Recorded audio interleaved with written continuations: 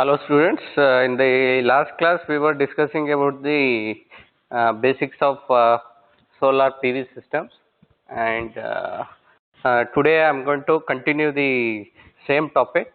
So last class we were covered up to this mounting structure, balancing and the power conditioners, and today I am going to start with the cable and protection devices. Coming to the cable, so cable sizing and type of cable, so this is a very crucial point in the solar PV installation. The main purpose of cabling is to allow a safe passage of current, means current should so pass safely through that cable. So appropriate cable sizing allows current to be transferred within an acceptable loss limit. So means, so if we select the proper sizing, so then without the more losses. So if we increase the cable size, then the losses will be more. If it is decreased, means if it is undersized, then the so this protection problems arises and it may get melt out. Those kind of problems arises. So proper sizing, appropriate sizing is the very crucial point, so that losses will be in the acceptable limit to ensure the optimal system performance. In order to establish connections between the solar module, charge controller, battery, etc., cables are needed. Means where all cables are needed means, so between the solar PV modules, charge controller, battery, etc. And the size of cable can be determined based on the transmission length. So how much is the total length, transmission length, then the voltage, how much is the operating voltage, and the flowing current, means depending on the current, how much current it is supposed to be carried through the cable, and the conductor. The commonly found mistakes in the existing installation sites are undersized or the inappropriate selection of cables. So normally, so if we select the undersized, so then the problems will crop up, and inappropriate selection of cables also. Sometimes apart from copper, so we may go for the aluminum or the iron. So there are many other alloys also there. So that is the selection of inappropriate cables also, it is a problem. Single strand cables are there, multi strand cables are there. So appropriately it should be selected. The cables can be appropriately sized with the help of several tools. Means there are several tools are available in market which can be used to appropriately to find the sizing of cable. So some mathematical formulas can be used. Then the voltage drop off tables can be used, and depending on the online calculators also, size of the cable can be calculated.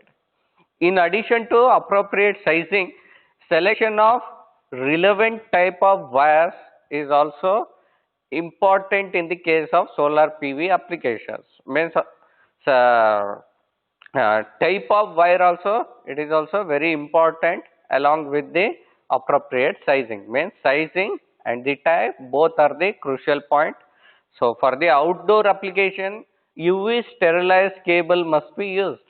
So unless we use the UV sterilized cables, so then there will be no, means it will be getting problems with the oxidization, nitration. So as it will be installed outside, so those kind of problems will get arise.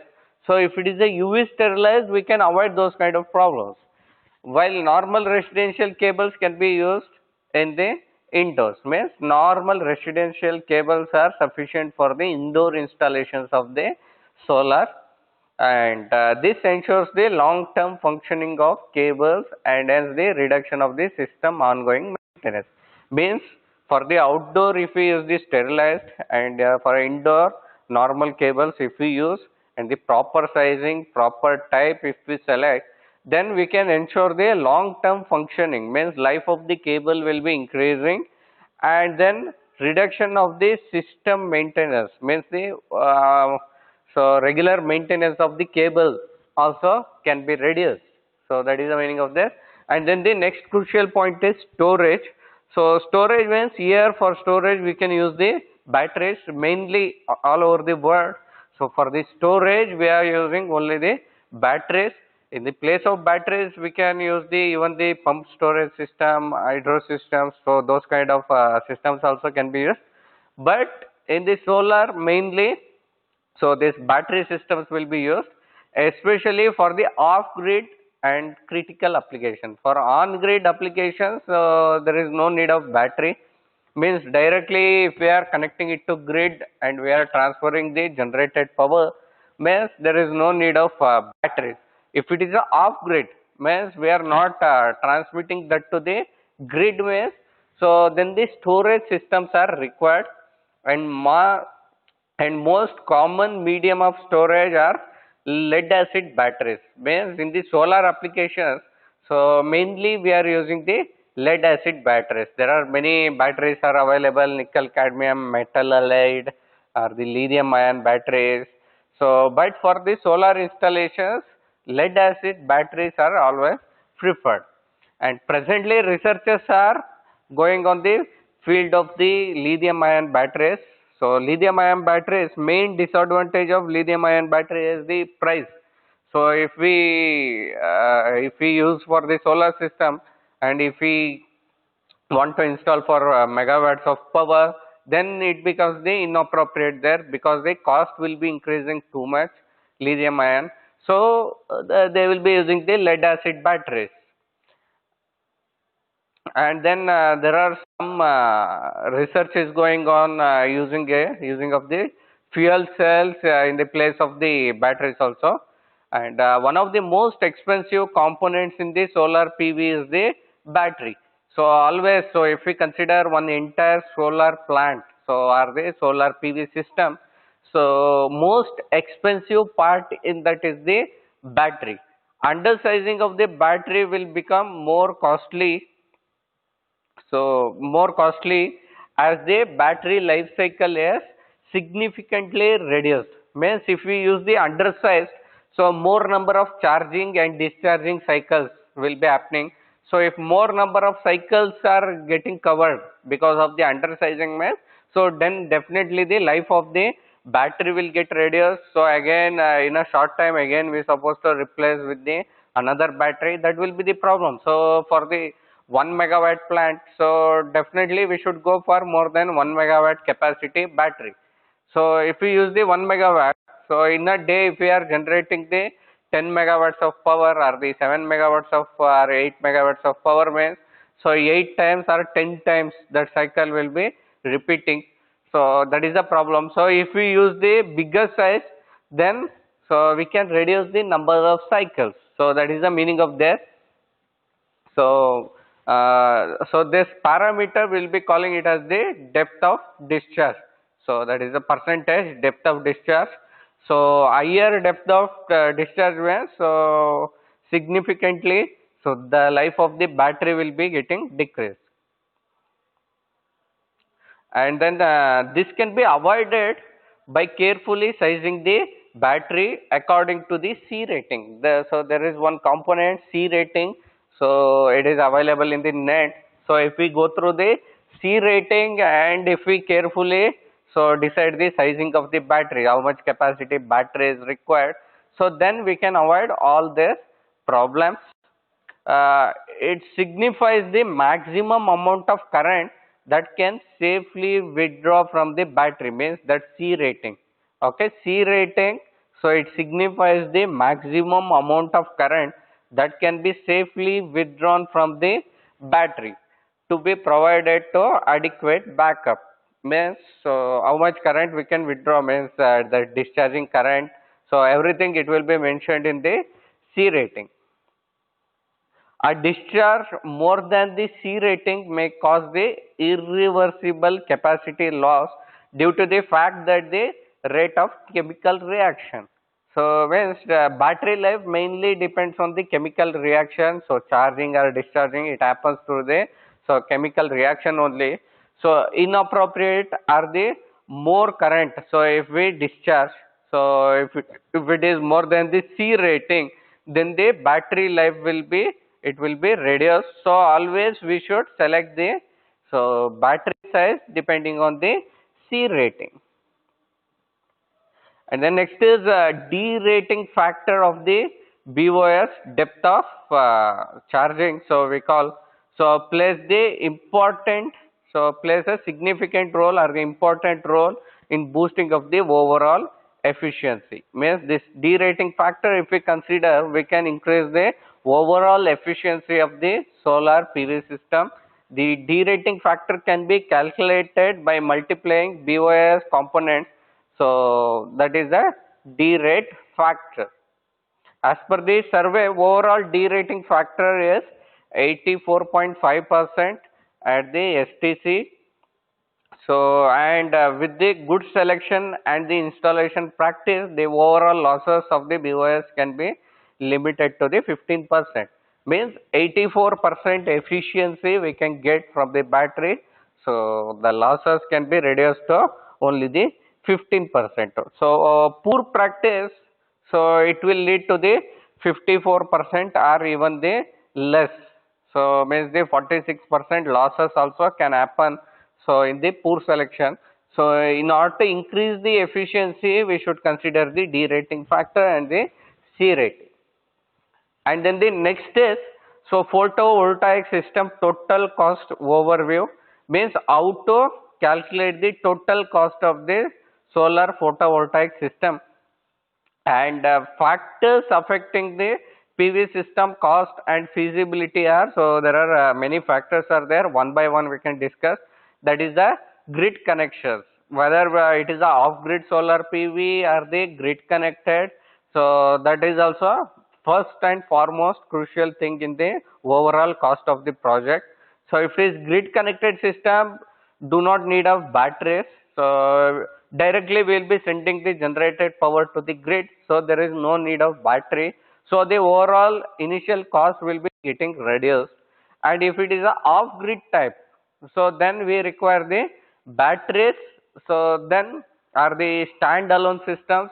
So there also, so overall cost will be, it will be increasing. And then for standalone it will be decreasing, it will be a bit less. And if it is a off grid system, so then wherever the batteries are required, there the cost will be more. And the distance to nearest utility grid, and where the utility grid is there, so how much distance, so from the solar plant to that utility grid, that is also crucial one. So means if it is a standalone means, so whatever the power generated, directly we will be giving it to the load, and with the usage of battery. So that kind of system we call it as the standalone system. Especially in the remote areas, we use this standalone system. So if it is a standalone system, and if we are not connecting it to grid, then the cost will be less. With the standalone grid connection, so then the cost will be increasing, and if the distance is more, definitely cost will be increasing. And these solar resources means how much sunshine it is available at that location. So whether it is a plain land or the shadows are there, so whether it is a hill station means lot of clouds will be there. So all this, so important factors will be affecting the overall cost. Means that average power yield, it will be getting affected. So if the average power is more, then we can install the less number of modules, and if the average power is less, then we should increase the number of modules. That is one. And BOS, that is a balancing of system. So already in the last class we were discussing that. So BOS system component is estimated to represent the 30 to 50% of the total cost. So BOS means except the solar panels, remaining entire setup, we call it as the BOS, that cost nearly the 50% from 30%. So that is also one of the important factor. So and then the next is the type of installation, mounting, size and the space. Which type of installations we are going to use, whether it is a rooftop or the commercial one, or in the plain land we are installing. So that also count for the installation cost. and the mounting, which type of mounting we are using, at what height we are mounting that, and whether we are using any of the movable systems, means in the direction of the sun. So those things also, so it is directly proportional to the overall cost.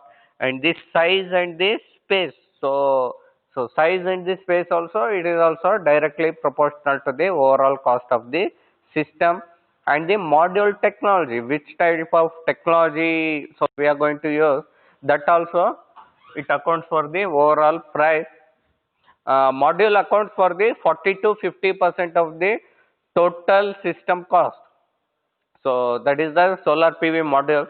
So it accounts for the 40 to 50% cost. So that is the major cost in the overall solar system, and this determines the total area to be needed. Means if it is a less efficient solar modules monocrystalline, so then we need a larger area to extract the some fixed amount of power. And if we use the polycrystalline, and if it is a more efficient, then we require a small area to generate the same amount of power. So that is the module technology. And then O&M cost, O&M means operation and maintenance cost. So definitely that is also directly proportional to the overall cost, because if we install in the some areas where the dust will be collected regularly. So if the dust gets collected on the solar panel, so then a lot of maintenance is to be required. So always it is to be removed, dust is to be removed, it will be increasing the overall cost. And so definitely which kind of technology we are going to use, are the tracking systems, so those will be increasing. And the cables, which kind of cables, and the battery maintenance, and inverter maintenance, charge controller maintenance, all the maintenance, it comes under the O&M. So O&M also, it will be increasing the overall cost. And the energy use and cost, so this is also one of the crucial point. So system size depends most on the energy use. So energy means it is indirectly the load, how much energy we require so for a particular load, depending on also size of the entire system will be varying. So how much units we should produce from the solar plant, so that is to be calculated. And more energy means so area will be increasing, more number of panels should be used.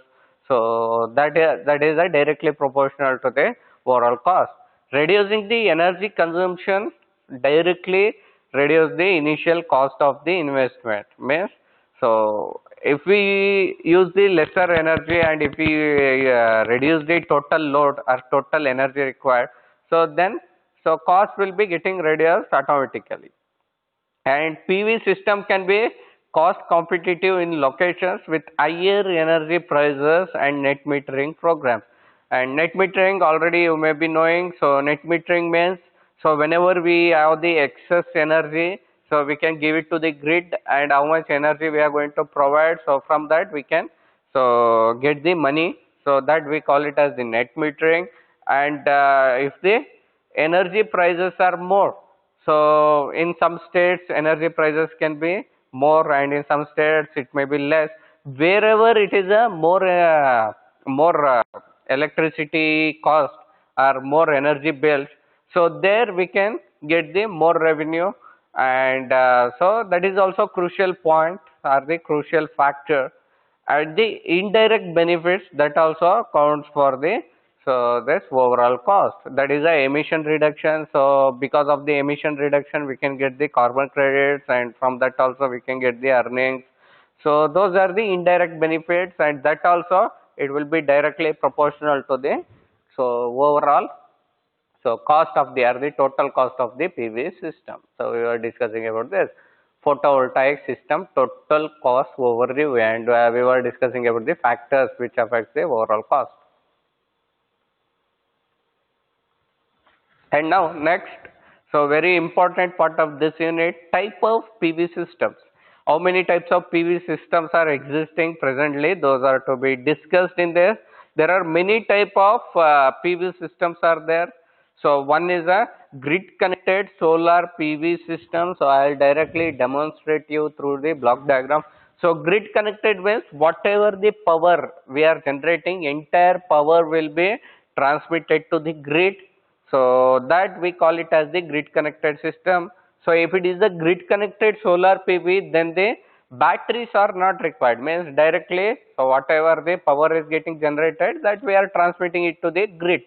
So there is no need of storing of the any of the energy. So that kind of system we call it as the grid connected solar PV system, and the components is solar PV modules will be there, and the power conditioning units. Power conditioning units means, so directly whatever the, so where we require a, so buck boost kind of controller and the inverter, means we should stabilize the, so DC voltage generated from the solar PV, and that we should properly convert it into AC with the proper compatible voltage and the frequency, means it should get so synchronized with the grid. So grid synchronizing means already you are knowing voltage should be matching, frequency should be matching, and then the, so crucial point is phase sequence should be matching.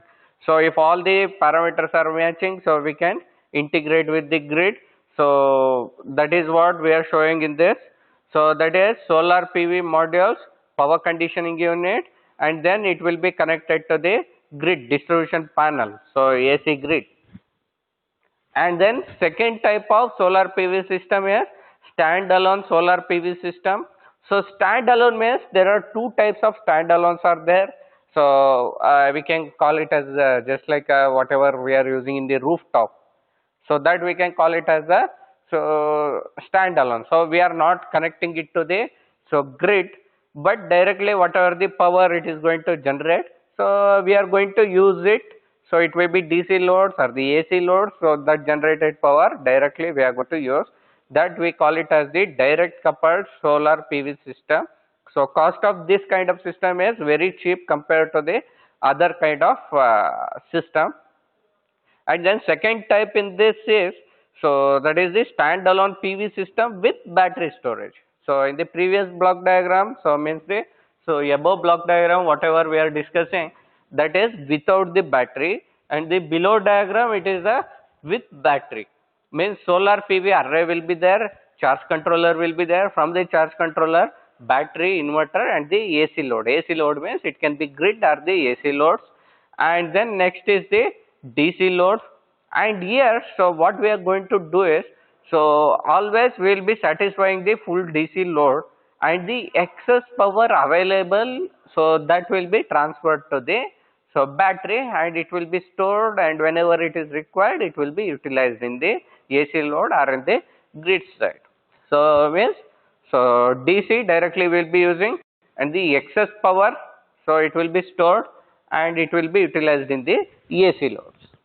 So that is what the, so standalone PV system with battery storage.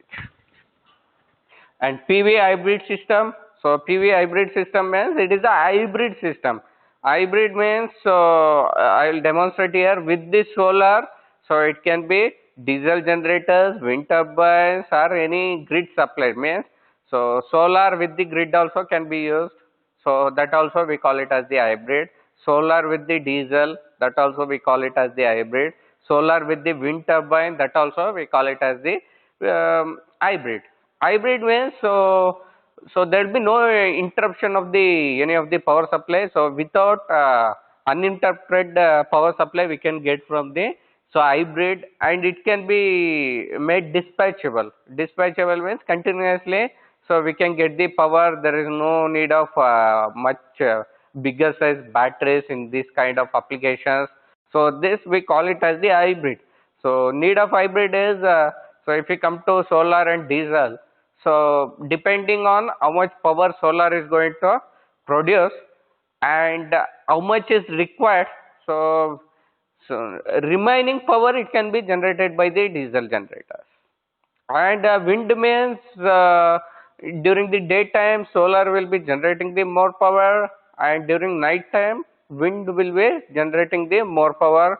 And then grid connected also, whatever the power it is available in the solar, that can be connected to the load, and the remaining required, so that power can be drawn from the grid side.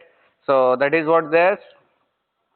So both the, so renewable are the one renewable and one non-renewable. So it will be satisfying the load. It may be AC load or the DC load. This is about the, so hybrid photovoltaic system or the PV photovoltaic hybrid system. And then standalone hybrid AC solar system with generator and battery backup. So here standalone means, so we will not be connecting it to the grid, so directly we will be satisfying the loads, that we can call it as a standalone system. And here with the generator and the battery backup is there means, so that is also one type, and this type of systems are not much in practice, so it is also existing. But then coming to the charge controller, so charge controller means, or it will be also called as the charge regulators or the battery regulators, which limits the rate at which the electric current is to be added or drawn from the batteries. So how much electric current it is to be added to the battery and it is to be drawn from the battery, it will be decided by the charge controller or the charge regulator, or also it will be called as the battery regulator. And it prevents, what is the advantage of this charge controller is, it prevents the overcharging. So overcharging, and also it prevents against the over voltage, which can reduce the battery performance and so lifespan. Means overcharging and over voltage, always it will be reducing the battery performance and the, so overall lifespan, so that can be improved by this usage of the charge controllers. To protect the battery life, charge controller may prevent the battery from deep discharging. Means, so not only overcharging or the over voltage, so it will avoid the deep discharging. Means completely draining of the battery can be reduced. Okay, so from that also it will be protecting the battery life. So and normally how it will be means, so it will be continuously monitoring the voltage of the battery, and depending on the voltage and how much energy it is stored in the battery, so depending on that it will decide, so how much how much is to be charged, how much is to be discharged. And then so and also how much voltage is to be transmitted. So means it will be having one buck boost controller and the, so current limiting and voltage limiting devices, means the inductors and the capacitors it will be having.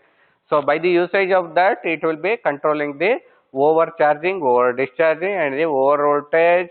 And then if it is to be transmitted to other bypass path or to other grids or the some other points, that is also it will be decided by the charge controller. And the components of charge controllers are batteries.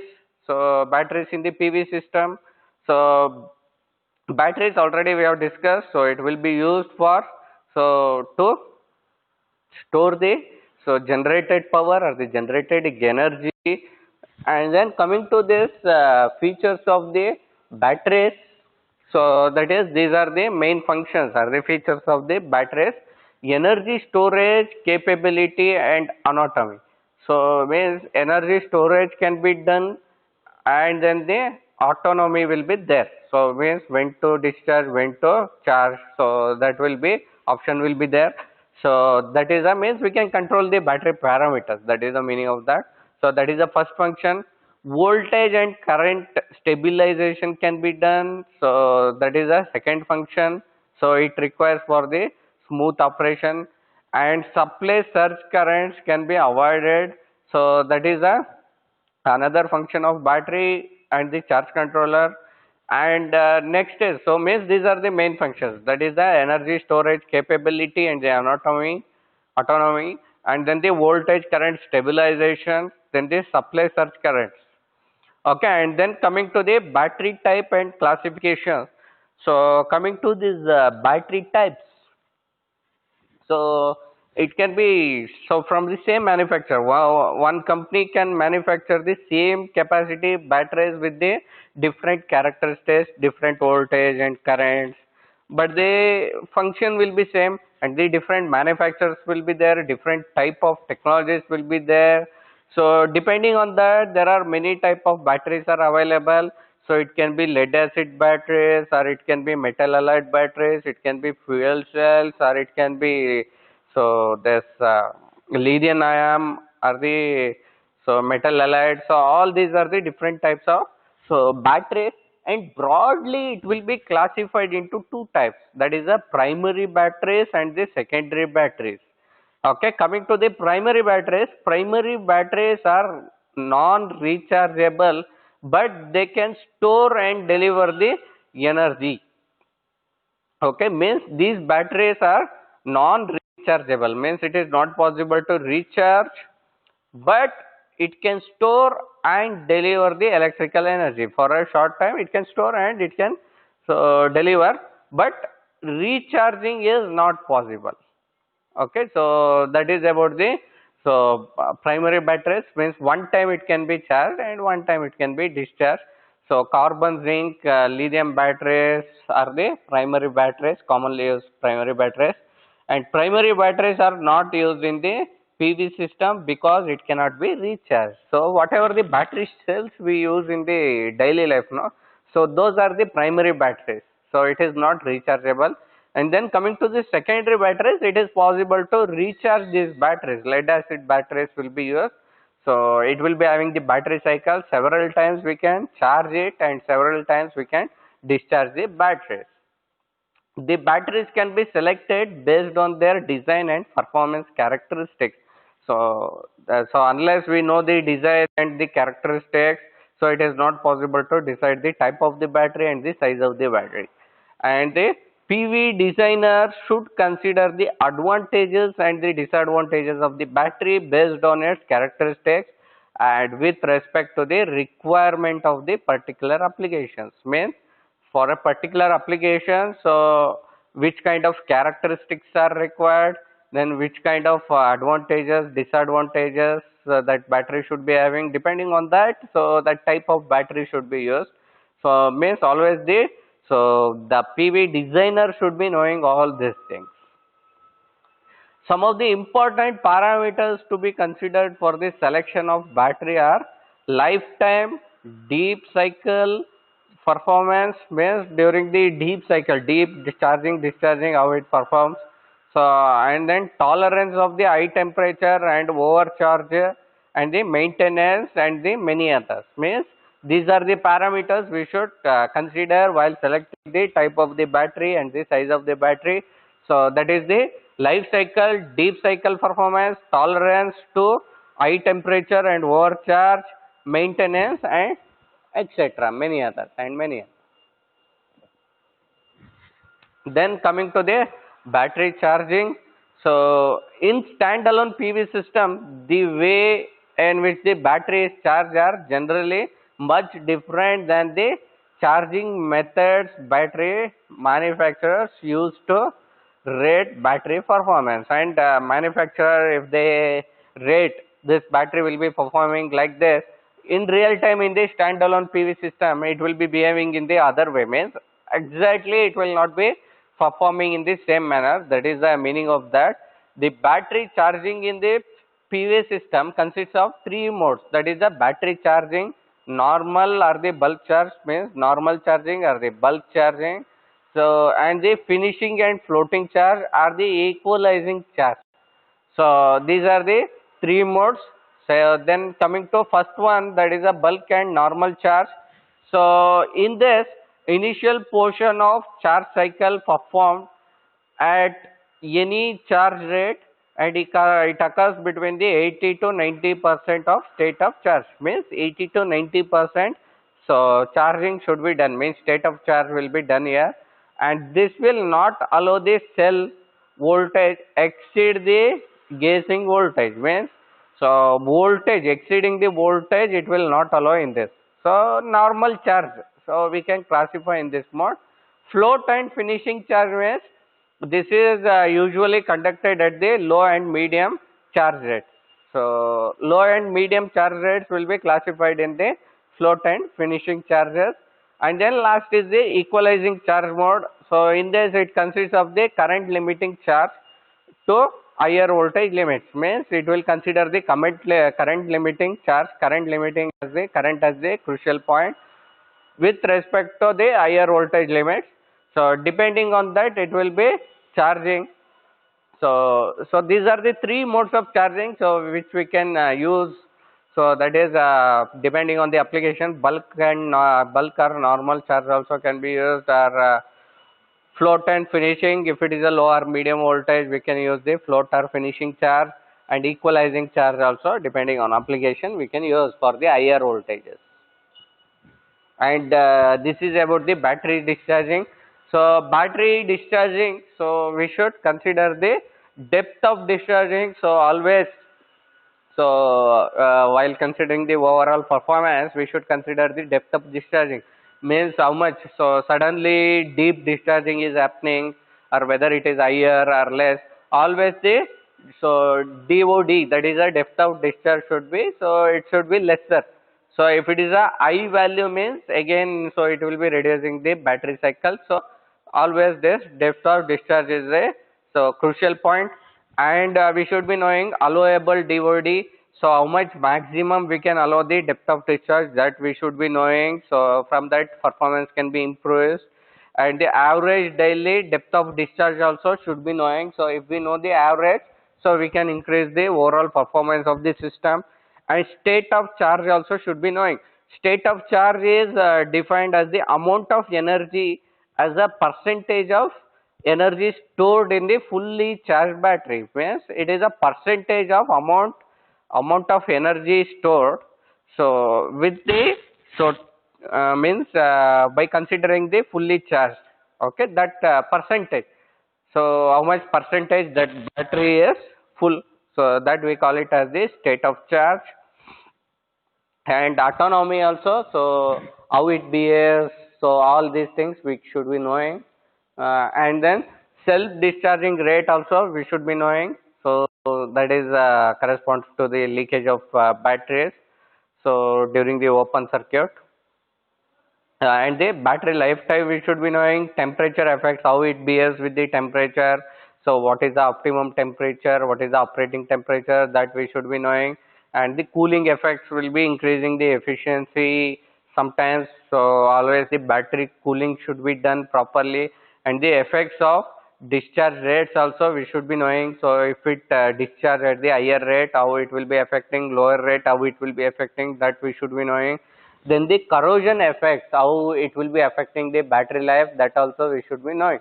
So these are the crucial points, okay, which decides the, so life of the battery. That is the depth of discharge, allowable depth of discharge, average daily depth of discharge, state of charge, autonomy, self discharge rate, battery lifetime, temperature effects, effect of discharge rate, corrosion. And charge controller types. So then coming to the charge controller types, there are two types of charge controllers are there mainly. One is a shunt controllers and the series controllers. So in the shunt controllers, voltage is the crucial parameters. By controlling the voltage, we do the, so charge controlling. And in the series, so it will be the series parameters, current. Okay, current means, so in the series we use the, so inductor to control the parameters. In the shunt we use the capacitor to control the parameters. So this charge controller, so it can be constructed based on the two theories. One is a shunt parameters, that is a shunt controller. You can observe through this block diagram, PV module is there. So parallel to that PV module, control is there. Control means there one capacitor will be installed that will be regulating the voltage. So in order to regulate the voltage, we can use that, and one diode is there, and another low voltage diode is there. So and then, so after the first diode, battery is there. It will be charging the battery, and from the battery it will be going to the load. So in that way we can control the, so this charge controller. So this type we call it as the shunt controller. And then coming to this, it is a series type to the, so in series with the PV, so control is there. So their inductor will be connected, that will be limiting the so current, and then this diode is there, and after that battery will be getting charged, and the low voltage diode is there, and then the load is there. So here also it is possible. Always most preferred is the shunt controlled. So battery are the charge controllers. So that is a shunt controller based. So it is the most widely used, and also we can use the series controller based. So this is about the so this so I'll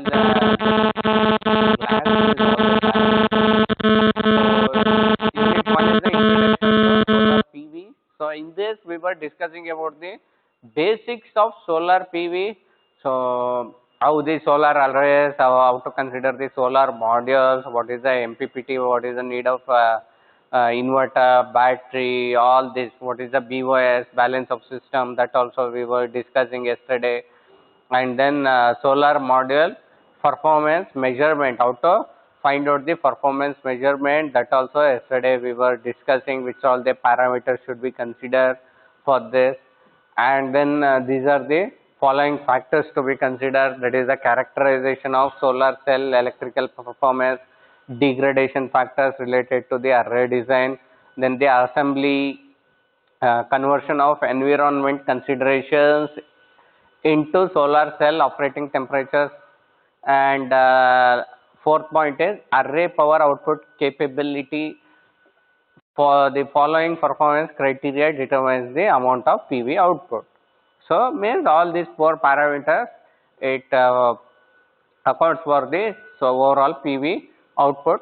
And we were discussing about what is the meaning of power output, what is the meaning of energy output, what is the conversion efficiency, these we have discussed yesterday, and the balance of system, that is the BOS, and applicable standards.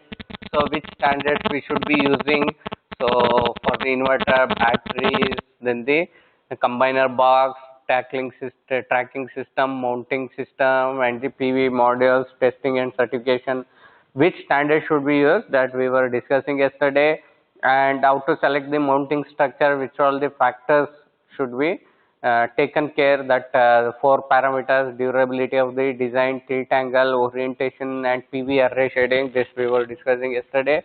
And the power conditioners, power condition means so charge controller, battery, inverter, together all the components we call it as the power conditioner. That will be single unit nowadays. So how it will be existing, that we were discussing. And in today's class we have discussed about the cable and protection devices, how to select the type of cable and size of cable and protection devices. So that we have discussed today. And the storage, so where the storage is required in the PV, how to decide the size of the battery, then which type of battery, so which parameter should be chosen, and how to select the discharge rate and the charging current rate. Discharge rate means discharge current rate, so that C rating, then the derated factor, that we have derating factor, that we have discussed. And then so which all the parameter it accounts for the total cost of the photovoltaic system, that we have discussed. So all the factors, that is a grid connection, distance to nearest utility grid, solar resource, balance of system, then test of installation, mounting, size and space, module technology, then the O&M, energy use and cost, indirect benefits. And also we have discussed about the type of PV systems. In type of PV system, so we have discussed about the grid connected solar PV system. So block diagram also we have discussed, and the standalone solar PV system. Then the PV hybrid system also we have discussed. Then the standalone hybrid AC solar system with generator and battery backup. Then the last thing which we have discussed in this unit is charge controller. So charge controller means what are all the components it will be having, and how to select the batteries for the charge controller, and what is the function of batteries. And then we have discussed about the type of batteries and the classifications, and also we have discussed about the different type of charging, and the different the So which are all the factors to be considered related to the battery discharging, that also we have considered. And then type of charge controllers that we have discussed. So that is a shunt controller and the series controller. So this is about the first unit. Thanks.